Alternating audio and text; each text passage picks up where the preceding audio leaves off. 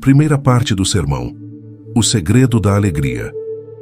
Sermão pregado na noite de quinta-feira, 2 de maio de 1872, por Charles Haddon Spurgeon, no Tabernáculo Metropolitano Newington, em Londres. Então, assim que Jesus disse ao homem paralítico: "Tem bom ânimo, filho, estão perdoados os teus pecados", aprendemos que o perdão do pecado traz verdadeira felicidade.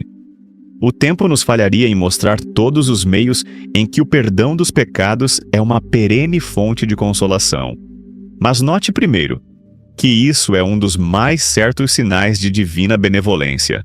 Qualquer um que se alegra nisso, certamente tem abundante razão para estar feliz. Deus deu ao homem várias riquezas, mas que não seriam em si mesmas um símbolo de benevolência.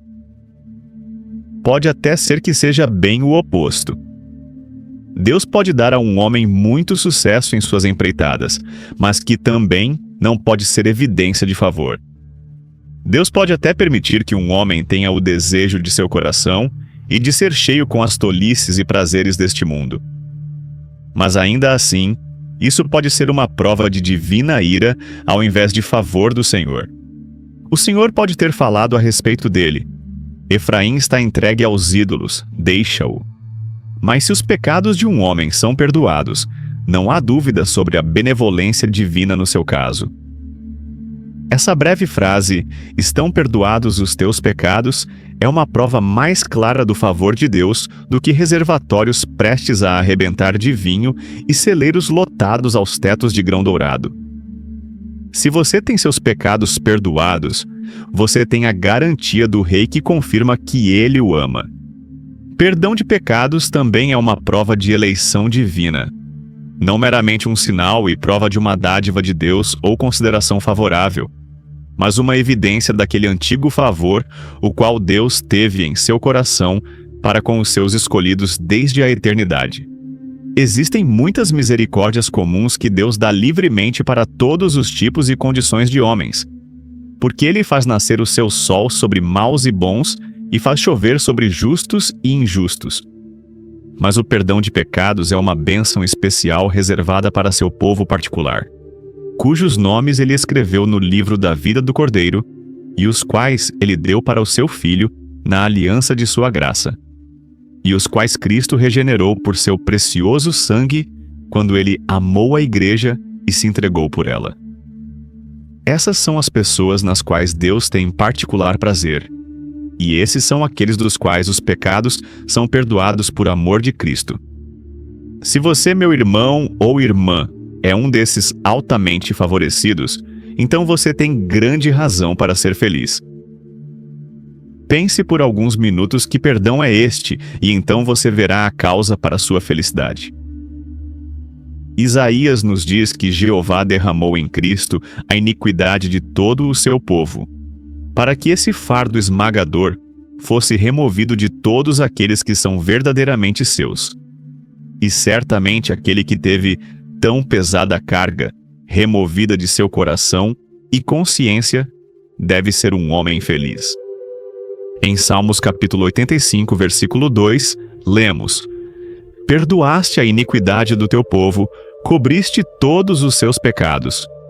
Se nós temos crido em Jesus, nossos pecados são cobertos à vista de Deus pelo sacrifício propiciatório de Cristo, e eles assim estão ocultos de nossos próprios olhos de forma que não pensamos mais neles, nos condenando. Pode algum de nós perceber que este é o nosso caso e ainda assim permanecer infeliz? Em Isaías capítulo 44, versículo 22, lemos: "Apagai as tuas transgressões como a névoa e os teus pecados como a nuvem."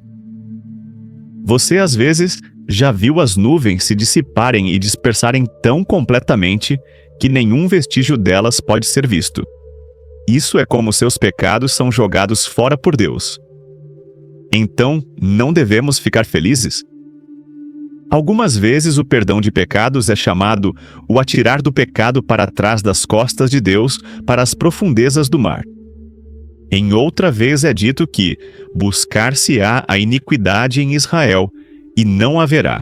e o pecado em Judá, e não se achará. E então há aquela maravilhosa descrição da obra do Messias o Príncipe, o qual Gabriel deu a Daniel para fazer cessar a transgressão, para dar fim aos pecados. Que expressão mais forte que essa pode jamais ser usada? Se é a obra de Cristo, dar fim aos pecados, nós podemos estar bem certos de que Ele vai fazer isso e que existirá um fim dos pecados para todos aqueles que acreditam nele. Portanto, deixemos nossos corações dançar de alegria, assim que seu gracioso Espírito nos dê certeza de que nossos pecados estão completamente aniquilados e atirados para longe como se eles nunca tivessem sido cometidos. Observe também que o perdão de pecados muda completamente a posição do homem em relação a Deus.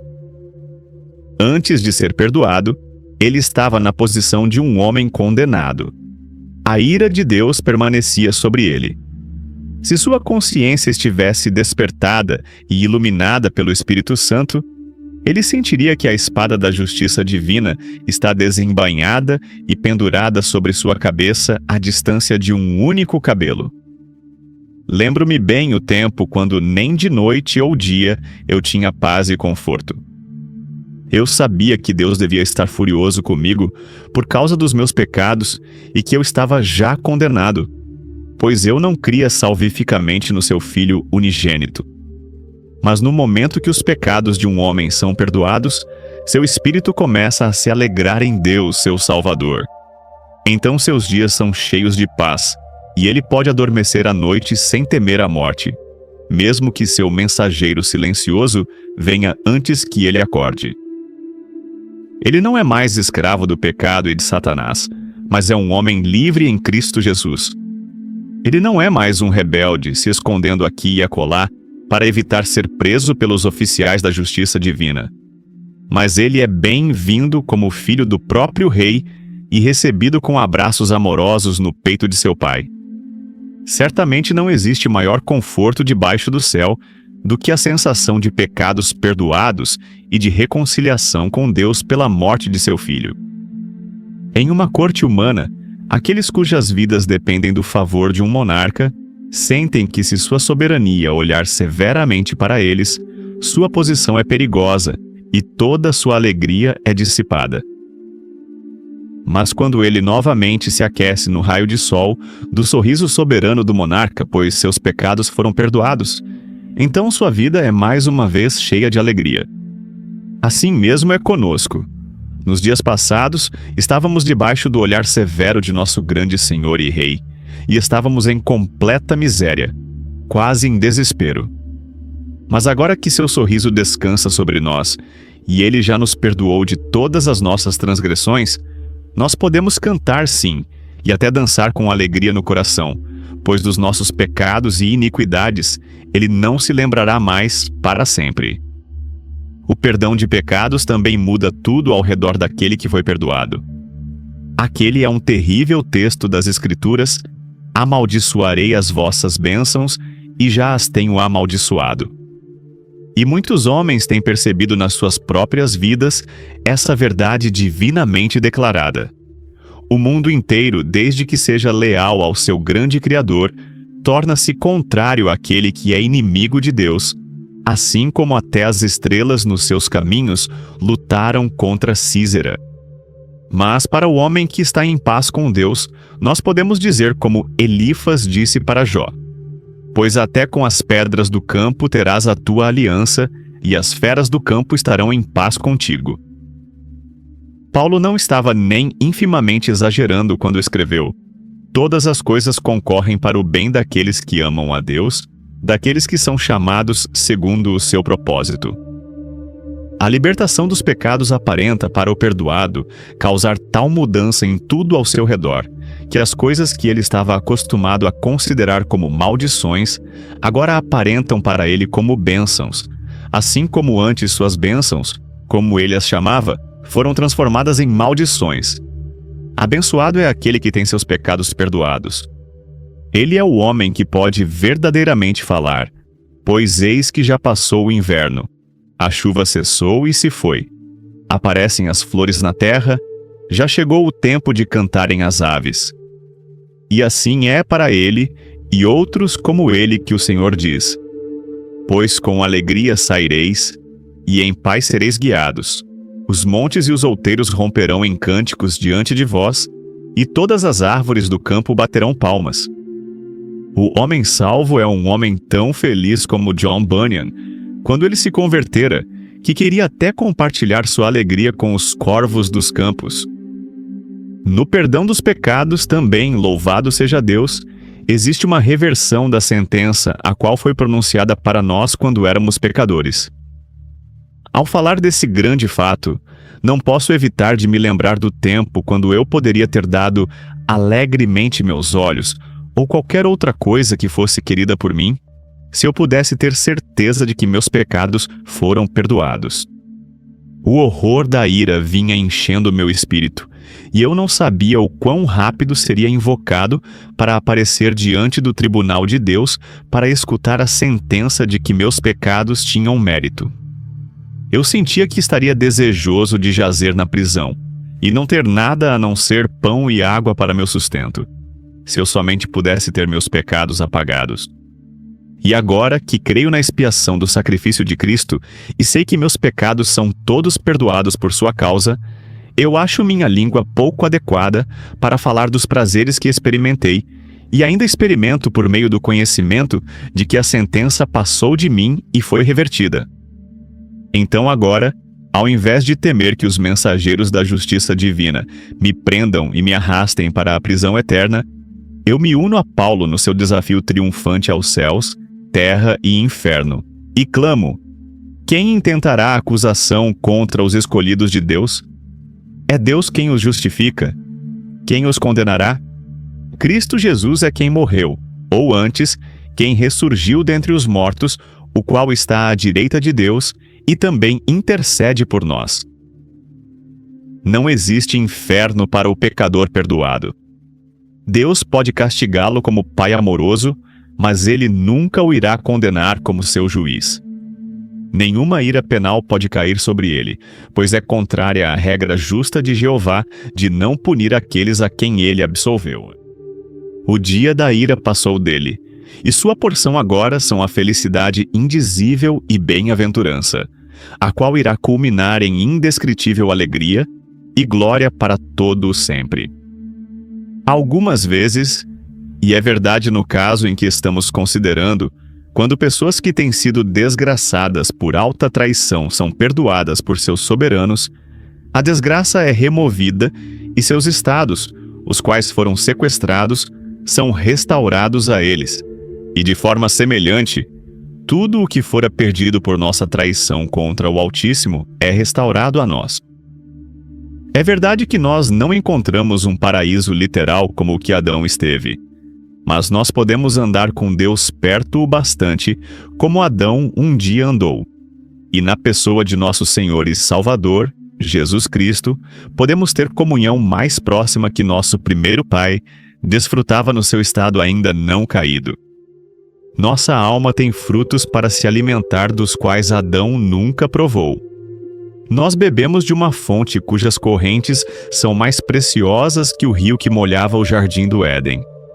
De fato, nós frequentemente cantamos: em Cristo, os filhos de Adão exultam, mais bênçãos do que seu pai perdeu. Cristo restaurou para nós todas as coisas que perdemos pelo pecado, e adicionou novas bênçãos, as quais Adão nunca teve. Então agora, nós, como o Dr. Watts verdadeiramente escreveu, todas as coisas são nossas, as dádivas de Deus, a compra do sangue do Salvador. Enquanto o bom Espírito nos mostra como usar e melhorar-lhes também. Ou como Paulo escreveu sob a inspiração do Espírito Santo, tudo é vosso, seja o mundo, ou a vida, ou a morte. Sejam as coisas presentes ou as vindouras, tudo é vosso, e vós de Cristo, e Cristo de Deus. Irei somente mencionar mais uma coisa que claramente mostra que o perdão de pecados traz verdadeira felicidade. É isto. Para muitos de nós, é a maior felicidade que pode fazer qualquer coisa que traga glória a Deus e estenda seu reino na terra.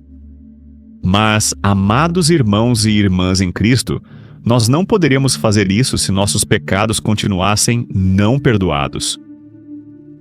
Nós seríamos incapazes de proclamar o Evangelho para outros se não tivéssemos provado sua doçura por nós mesmos.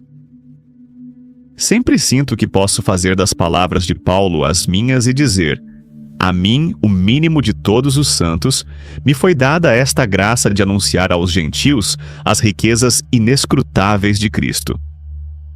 Muitos de vocês, meus irmãos, podem dizer o mesmo. Outros podem aplicar o espírito das palavras do apóstolo ao seu ensino da escola dominical, sua visita de casa em casa, sua distribuição de folhetos ou alguma outra forma de serviço pela qual você busca ganhar almas para Cristo e então trazer glória a Deus. É o mais abençoado trabalho no qual você pode se engajar, mas você nunca poderia se engajar corretamente se não tivesse primeiro desfrutado a bênção do homem cuja transgressão é perdoada e cujo pecado é coberto. Quais seriam as bênçãos da aliança? O que seria experimentar a piedade? O que haveria na companhia de Deus? O que seria o antegosto da eterna felicidade que poderíamos conhecer se, antes de tudo, o Senhor não tivesse nos perdoado de toda a nossa iniquidade? Isso, o que é em si mesmo uma bênção superior, inclui muitas outras excelentes bênçãos e, portanto, deveria fazer todos que a possuem supremamente felizes.